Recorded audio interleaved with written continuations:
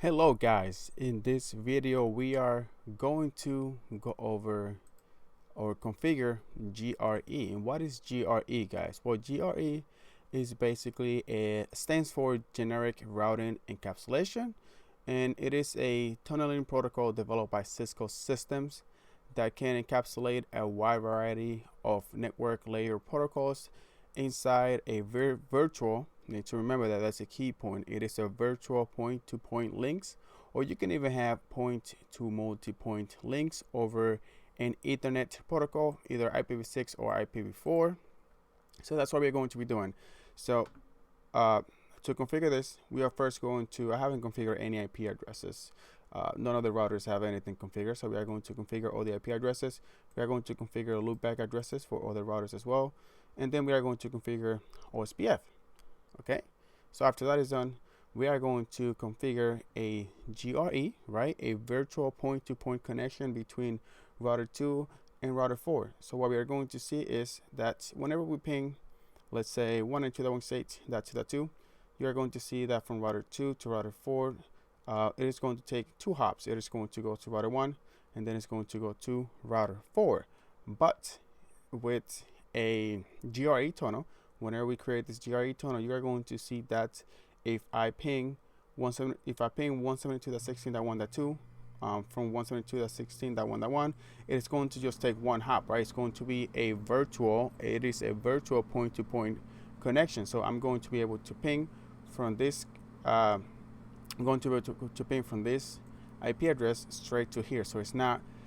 It is not going to go to router 1 and then to router 4. It is just going to go from router 2 to router 4. It is basically going over router 1, but it is a virtual tunnel, so it's not really, it is really going through router 1, because if you remove this link right here, gigabit 0/0, you won't be able to reach router 4. So it has to really go through router 1, but since this is a virtual connection, right, it just goes basically like it just goes past router 1. All right, so that's what we are going to do. So let's go ahead and start with this configuration. The first that I want to configure is router 2. I'm going to be a little bit fast because it's just configuring. We are just going to configure IP addresses. So we are going to go to config T. First, let's just give it the router name for R2. We are going to first configure the loopback address 2. IP address is going to be 2.2.2.2.2. 255.255.255.255, right? Then we are going to go to interface gigabit 0/0, which is going to be 192.168.0.2. So IP address 192.168.0.2, 255.255.255.0. Do not forget to no shutdown so we can bring up that interface, right? Okay, so we are done with that for now. Let's go ahead and configure also OSPF, because I was told that we are going to configure OSPF. So let's go ahead and do a router OSPF. If I know how to spell OSPF. The first ID we are going to use 1. The network. The first one, let's just go ahead and add the. We are going to add the loopback address, area 0. All of them are going to be in area 0, so it's going to be only one area. And then that 0.0 wildcard mask /24 area 0. So that is great. We can go ahead and end it, and we can just save our configuration just in case something happens. You never know. Okay, now let's go ahead and go to router 1. Let's go ahead and configure all the IP addresses. So we need to configure 192.168.1.1 on gigabit 0/1, 192.168.0.1 on gigabit 0/0, and then 192.168.2.1 on gigabit 0/2. And we need to remember to do a no shutdown on all the interfaces. Let's go ahead and config T. Let's give it a host name so we know where we are, R1. This one doesn't have a loopback address, so we don't need to configure any loopback address. Or you can do so, but you don't really need to, right? So let's go ahead and do interface gigabit 0/0. The first one, IP address 192.168.0.1, 255.255.255.0. Right? Let's just go ahead and do no shutdown. Now we are going to go gigabit 0/1. And this IP address is going to be 1.1. Don't forget to no shutdown. Then we are going to go into gigabit 0/2, and this one is going to have that 2.1. So you see how I'm moving fast right now, and no shutdown. All right, so now we need to configure router OSPF. First ID, we are going to say 1 network 192.8.1.0/24 area 0.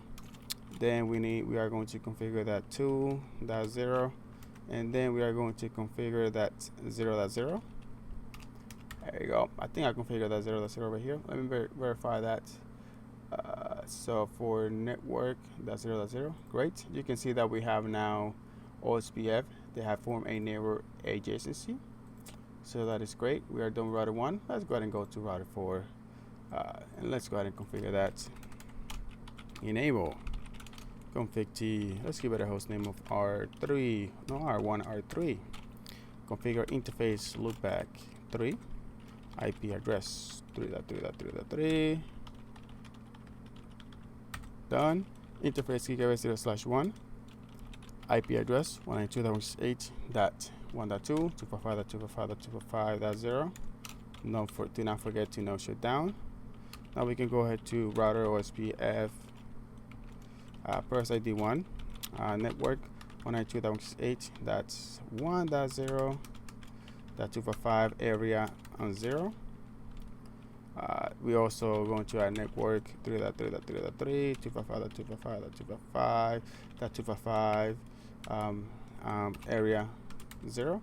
You can see now that we have formed a network relationship with 192.168.2.1, which is router 1, right? This is router 1 right here. Great.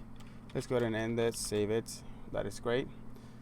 So router 3 has a has a neighbor relationship with router 1, so that is great. And router 1 has a neighbor relationship with router 2 and router 3.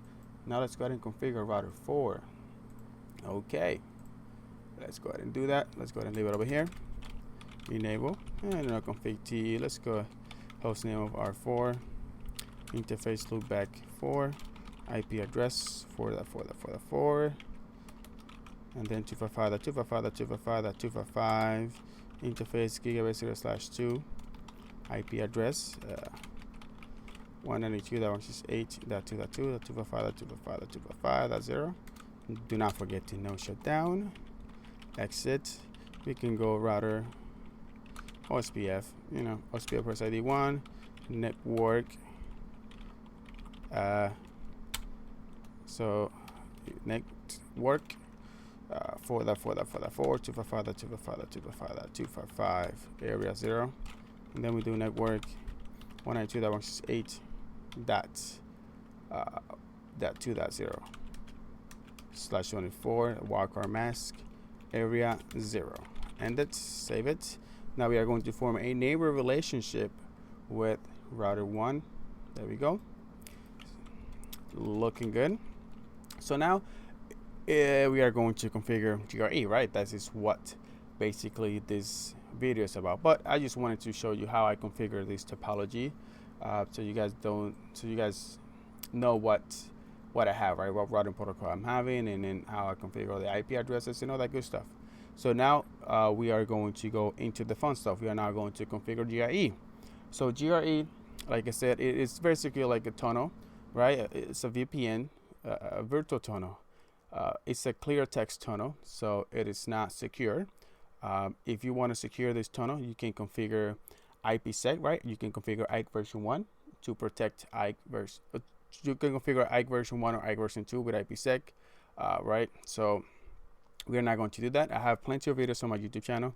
If you want to learn how to configure, a GRE tunnel with IPsec, right? Either IKE version 1 or IKE version 2. I have that on my YouTube channel. Or if you want to configure, DM VPNs, I have tons of videos on how to configure a VPN, either with a IPsec or point-to-point, or if you want to configure a remote using the ASA. I have all of that on my YouTube channel.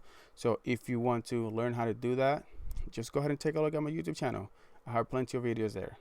Okay, so let's go ahead and do that. We are on router 4 right now. So we are now going to configure the tunnel. We first need to go into the configuration mode. We are going to the interface tunnel. Let's just go into tunnel 4. So the first thing that we need to configure is the IP address. So the IP address is going to be 172.16.1.2. So we do IP address 172.16.1.2, 255.255.255.0. Okay. Now we need to specify the tunnel source. The tunnel source can either be the IP address of gigabit 0/2 or the interface 0/2. I want to configure the you can configure like either let me rephrase. You can configure either the interface, or you can configure any IP address that goes out of that interface. Like for example, the loopback address goes out of there, or you can also configure that IP address that is attached to that interface, which is 192.168.2.2. But we are going to add the source. It is going to be the loopback address for that.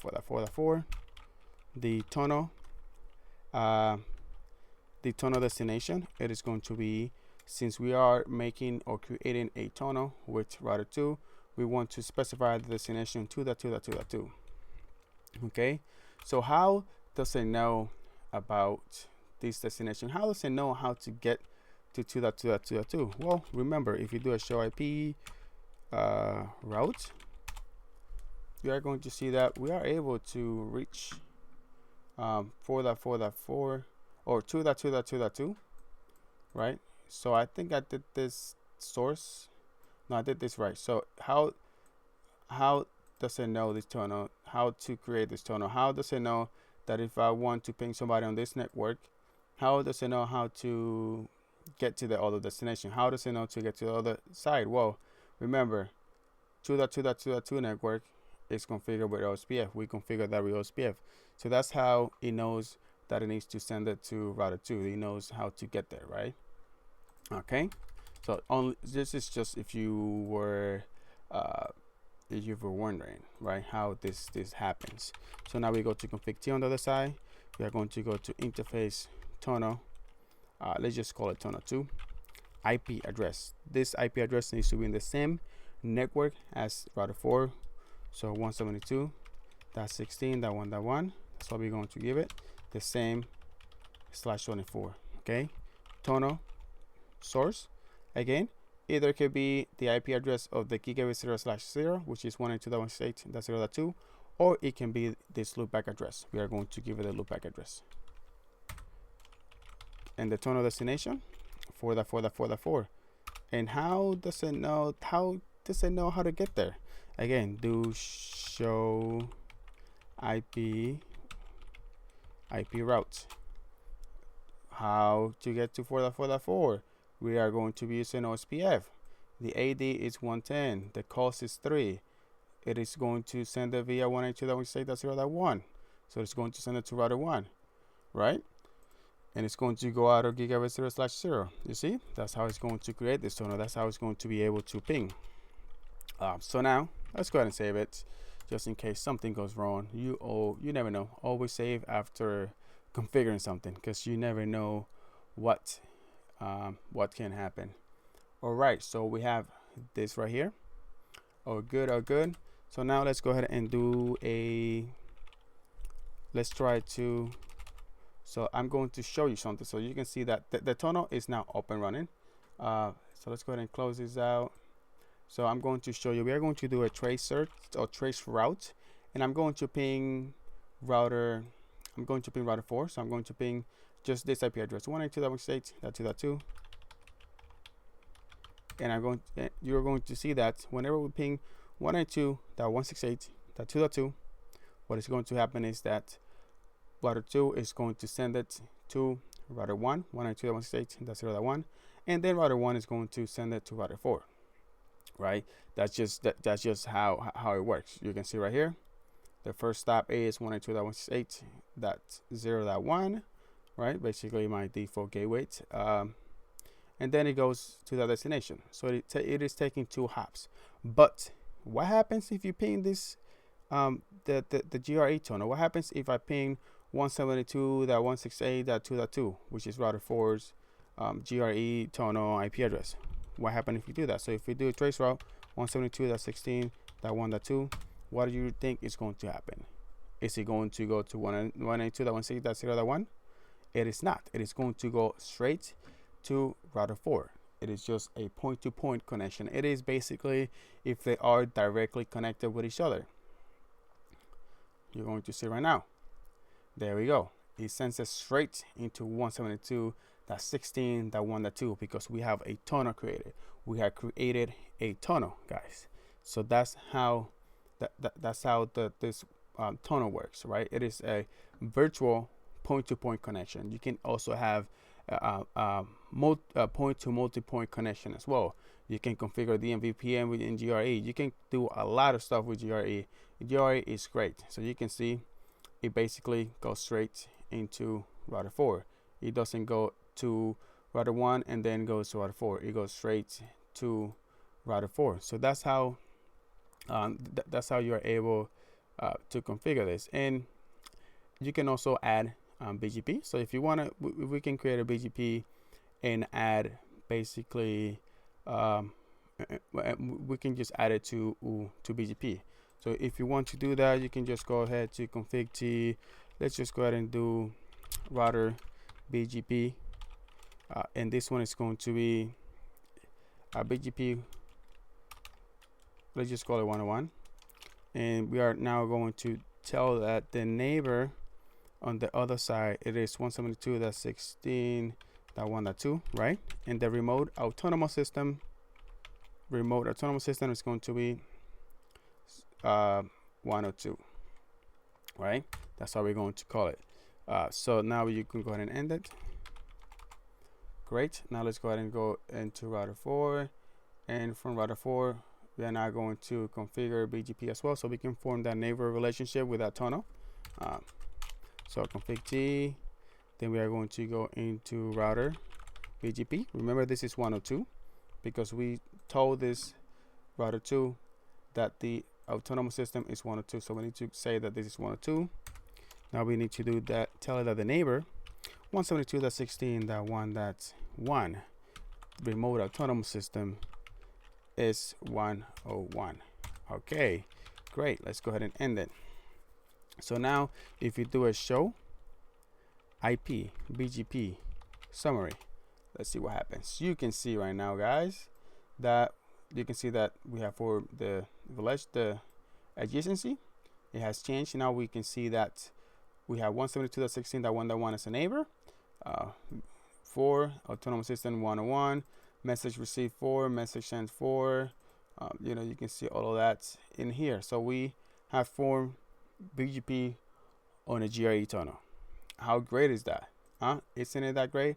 And the great part is that still, if you do a trace route and send it to 172.16.1.1, we are in router 4 right now.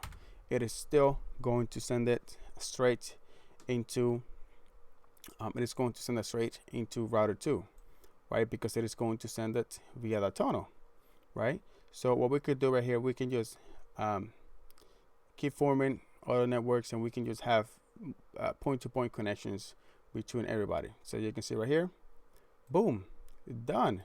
So that's how you are able to configure GRE, which is, like I said before, stands for generic routing encapsulation. It lets you do virtual, remember this, virtual point-to-point links or point-to-multipoint links over Internet protocol, either IPv4 or IPv6. So this is it for this video, guys. And if you guys enjoyed this video, why don't you go ahead and follow me on Twitter at CCNA Daily Tips.